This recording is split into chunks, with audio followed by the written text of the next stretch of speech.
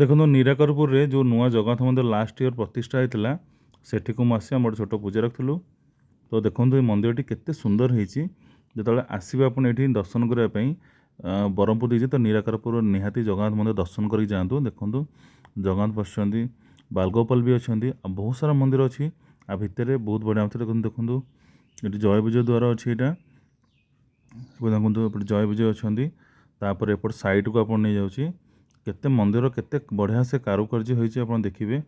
ଏଇଠି ଦେଖନ୍ତୁ ଗରୁଡ଼ ମହାପ୍ରଭୁ ଅଛନ୍ତି। ତାପରେ ଦେଖନ୍ତୁ ମନ୍ଦିର ଆଉ ଗୋଟେ ସାଇଡ଼କୁ ନେଇଯାଉଛି। ଏପଟ ସାଇଡ଼ରେ ଏଠି ଅଛନ୍ତି ଲକ୍ଷ୍ମୀଙ୍କ ମନ୍ଦିର। ଜଷ୍ଟ ରାଇଟ୍ ସାଇଡ଼ରେ ଅଛି ମନ୍ଦିରର। ଜଗନ୍ନାଥ ରାଇଟ୍ ସାଇଡ଼ରେ ଲକ୍ଷ୍ମୀଙ୍କ ମନ୍ଦିର ଏଇଟା ଅଛି। ଦେଖନ୍ତୁ ଭିତର ପଟୁ ନେଇଯାଉଛି ଆପଣଙ୍କୁ।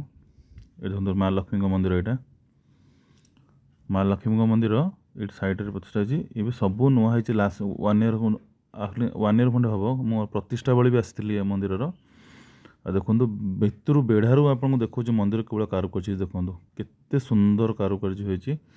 ଯଦି ଆପଣ ଏପଟ ଦେଇକି ଯାଉଛନ୍ତି ରାମେଶ୍ୱର ଲାଇନରେ ତାହେଲେ ନିରାକରପୁରରେ ଷ୍ଟାର୍ଟିଂରୁ ହିଁ ବାଁ ପଟ ସାଇଡ଼ରେ ମନ୍ଦିରଟି ଅଛି।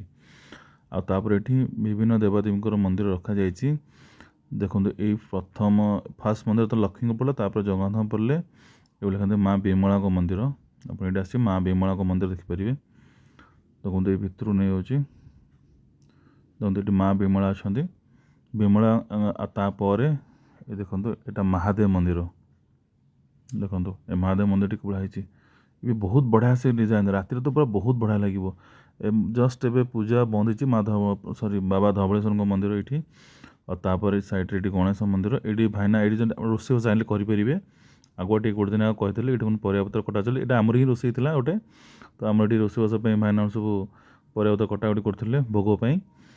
ଦେଖନ୍ତୁ ଏଇଠି ଆରାଉଣ୍ଡ 12:30 ସୁଦ୍ଧା ରୋଷେଇ ସରିଯାଉଛି, ଭୋଗ ଲାଗିଯାଉଛି। ଆଉ ଏଠି ବସି ଖାଇବା ପାଇଁ ବହୁତ ସୁବିଧା ବି ଅଛି। ଏଠି ଗଣେଶ ମନ୍ଦିର ଅଛି।